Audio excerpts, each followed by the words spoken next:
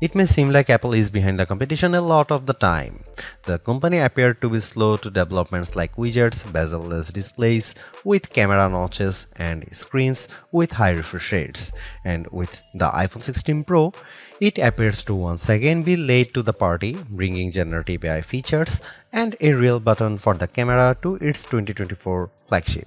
But if you will allow me to play therapist for a moment, I think it's not that Apple is slow, I think Apple is cautious, perhaps overly so. Caution on its own isn't a bad trait, in fact, it could be considered thoughtful rather than rushed to the cutting edge with its peers. Apple delivers, usually finding a slightly different approach that is often an improvement on what's out there. Just look at the Vision Pro headset or Apple Silicon, or even the iPod, the iPad, and the AirPods, which were far from the first of their kind when they launched. I am getting deja vu. Looking back at my review of the iPhone 15 Pro, I see a picture of that phone and its predecessor lined up by side to show just how much thinner the bezels are. Apple has once again trimmed the borders on its flagship phones, but while doing that enabled it to reduce the handset's size in 2023. This year it allowed the company to cram in larger screens without much change in footprint. The iPhone 16 Pro and Pro Max displays have increased in size from 6.1 inches and 6.7 inches up to 6.3 inches and 6.9 inches respectively. Both handsets have grown ever so slightly too, by just under 1 mm in width and about 3 mm in height. Basically, the iPhone 16 Pro and Pro Max are a hair wider and taller than their predecessors but maintain the same 8.25mm profile, and yet in spite of this minimal change, you won't be able to keep your old cases if you are upgrading from an iPhone 15 Pro to an iPhone 16 Pro. Not only would the cases not quite fit, you'd also need something with either a cutout or a sapphire crystal and conductive layer to be able to use the new camera control. Of course, Apple sells compatible cases, as do some third parties like OtterBox, so you have plenty of options. I have spent most of this year's hardware review season remarking how Samsung and Google's flagships feel like iPhones, and I have now reached a strange inception point. As I have been comparing competing phones for this review, I have been surrounded by about a dozen handsets from all these different companies on my couch, including last year's iPhone, the Galaxy S24 Plus, and the Pixel 9 Pro and Pro XL. Trying to figure out which one is the iPhone has become more confusing than ever, as they all feel similar in build. The best way to verify at a glance is looking at the camera arrays or my wallpaper. All that is to say that the iPhone 16 Pro feels similar to its predecessors, which is what these other companies have been attempting to emulate. Apple would be right to feel flattered by this imitation, and yet I have to wonder if it's time to do something different. Google's Pixel 9 Pro is actually a whole 6 grams lighter than the iPhone 16 Pro at 221 grams, and I'm absolutely smitten by its rich pink hue and shiny edges. Though I like the new golden desert color for the iPhone 16 Pro, I do wish Apple's premium flagship had more fun and vibrant exteriors. That said, I do love the base iPhone 16 in pink, teal, and ultramarine. Arguably, the biggest change to the iPhone 16 lineup, not to mention the iPhone 16 Pro, is the introduction of camera control. This is a button on the right side of the device which has touch and pressure sensors on it to enable greater control with swipes and semi-presses. One of the things this was supposed to do was let you push slightly on the button to trigger focus, similar to what half pressing a DSLR shutter button would do. That function won't be available at launch, so I can't say if it's effective. But by the large, camera control is a very Apple approach to a feature that has been around for years. From phones by Sony and Nokia with dedicated shutter buttons to Android handsets with hardware-based double-click shortcut, the notion of quick access to your camera without having to fudge with The screen is a popular one, for good reason too. I've hated having to swipe or long press the icon on my iPhone's lock screen in the past, and even though I could set the iPhone 15 Pro section button to open the camera, it just wasn't positioned well and I'd have to give up my mute button. So, Apple isn't breaking new ground with its hardware shortcut for a frequently used app, but it does do a few things differently. With the touch sensor, you can swipe on it to tweak things like exposure, zoom levels and tone, and the half press still works as a way to select options or go back out of menus within the camera control interface. In theory, it's a nice way to make changes in the fly. In reality, there are a few issues and they largely have to do with placement. The button sits a little farther from the base of the phone than I'd like, so my fingers have to reach a bit more to press it, whether I was in landscape or portrait mode. This wasn't usually a problem when I had both hands free and could steady the iPhone with my other hand and readjust my grip. But if you are trying to take a quick shot with just one hand, the button's location can feel unintuitive. Of course, everyone has different finger lengths and ratios, so it's entirely possible that other people find this logical. It also depends on your grip.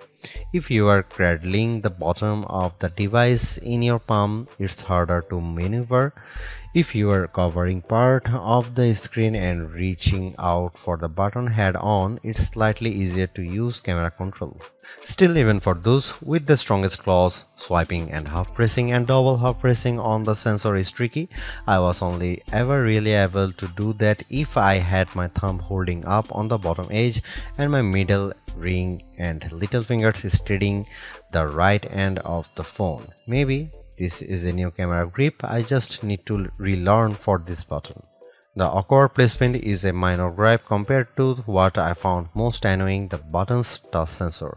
Not only was it difficult to swipe through different settings when holding the device with one hand, it also reacts to accidental touches and swipes. Sometimes the phone would slide down my palm and change the exposure or zoom level, completely ruining the vibe. I should point out that you can go into accessibility settings to either tweak or swipe sensitivity or turn it off altogether if it really bothers you. Honestly, if you are planning on making adjustments with camera control, it's best to have time, patience, and both hands free. In those situations, I had a lot of fun editing settings and watching them by reflected in the viewfinder in real time. I also liked zooming in and out of subjects, decomposing a shot and tweaking exposure till I liked what I saw before then pushing down to snap the picture. I especially loved this while recording video since it makes slowly zooming in or out of a subject smoother than using the on-screen slider. Even if you are not a glutton for buttons, there are still some camera updates that might intrigue you. This year's flagships sport what Apple calls a 48 megapixel fusion camera, which has a faster quad pixel sensor. This enables what the company describes as zero shutter lag, which is wording it has used repeatedly over the years. In this case, it's referring to how quickly the camera will capture a shot after you press the shutter button. I will admit I was initially confused by this update, in part because it requires relearning some behaviors I had adopted to mitigate the shortfalls of older cameras.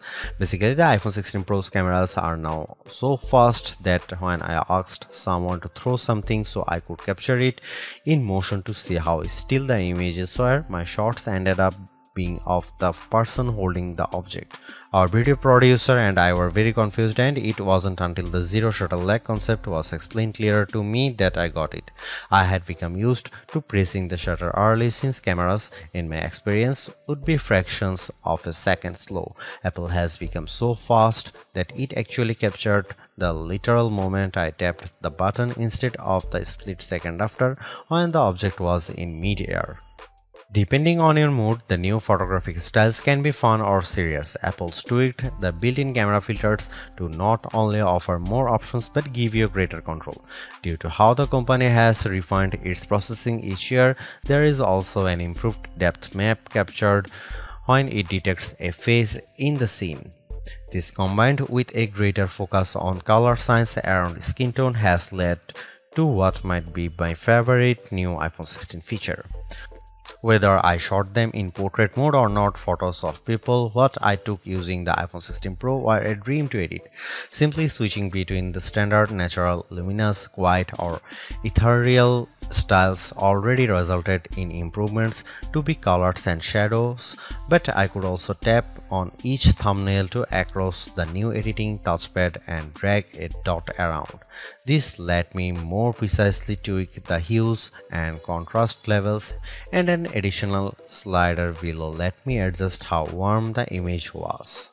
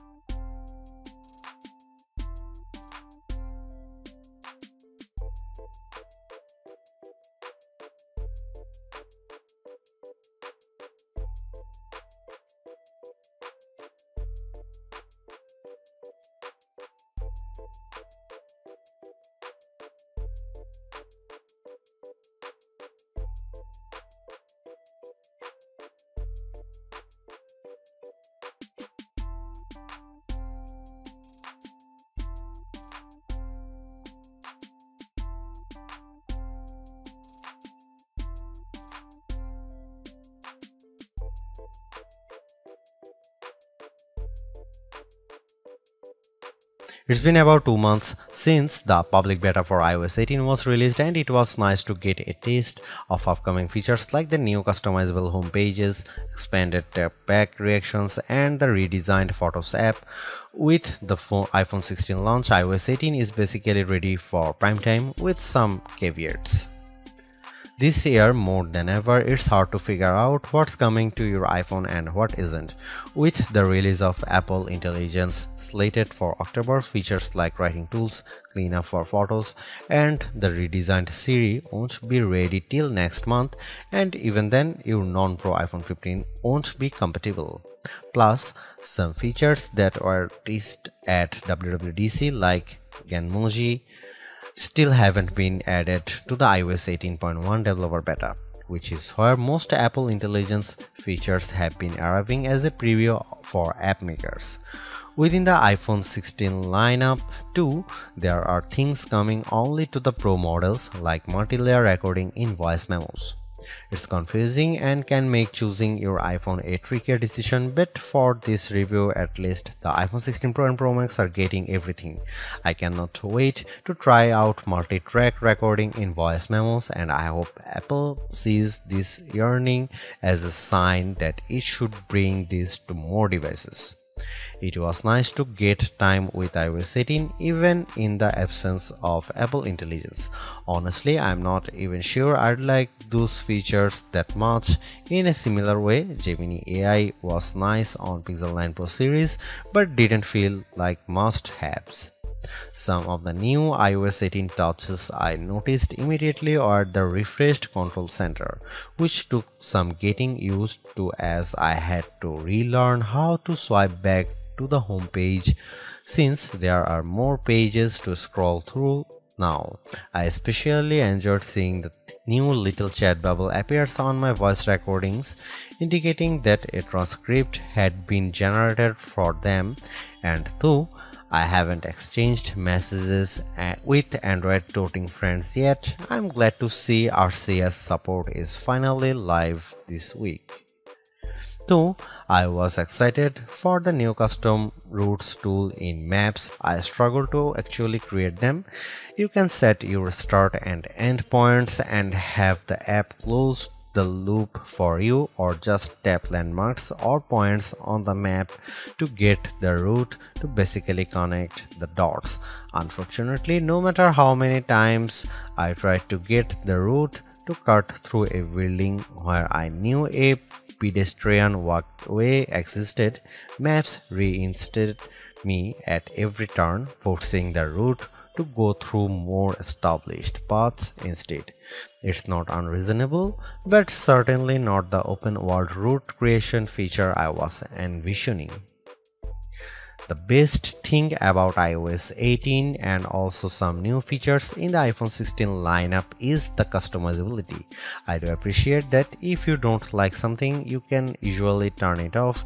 With the new ability to place apps outside of a rigid grid, you can now lay your home screen out just the way you like.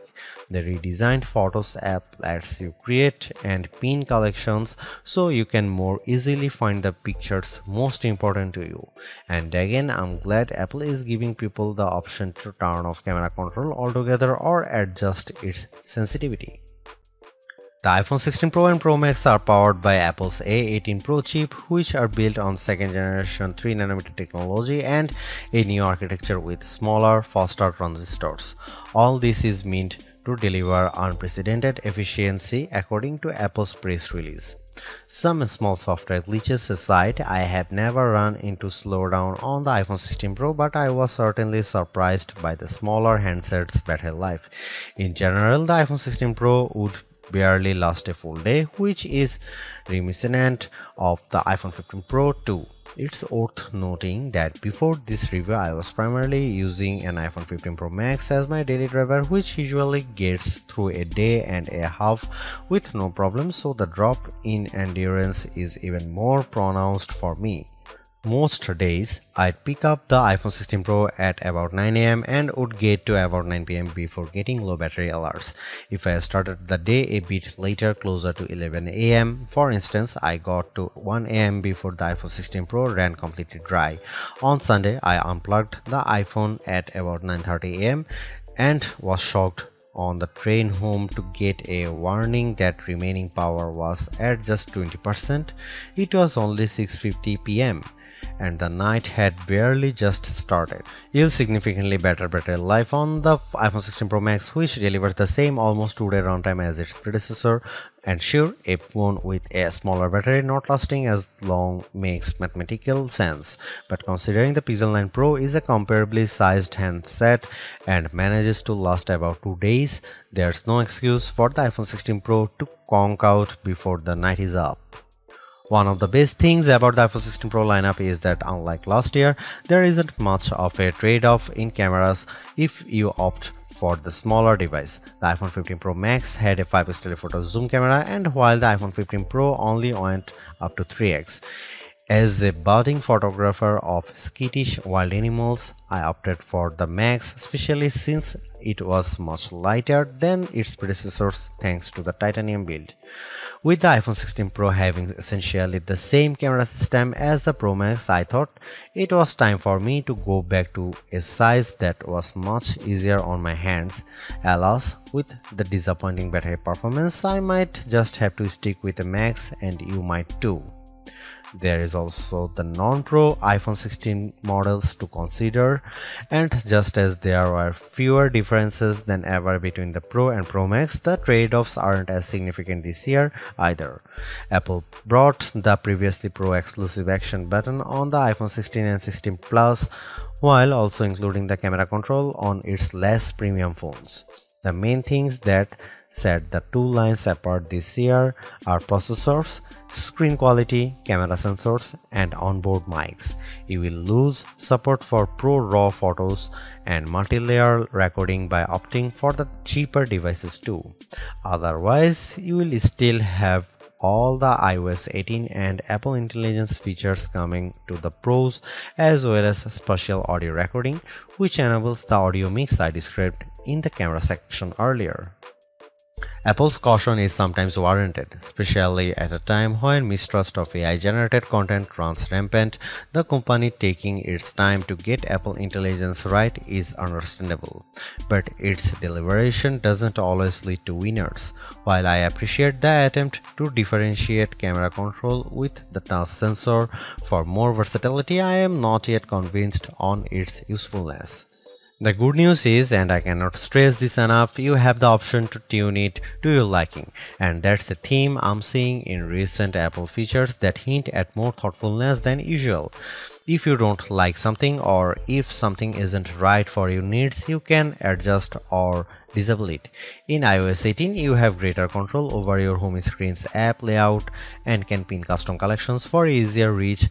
In the Photos app, the action button introduced last year could have been a spectacular fail had Apple not let you still keep it as a mute switch, but it managed to give people more functionality while maintaining the status quo for those who are just as resistant to change. Change is scary, change is hard, but without change there is no progress.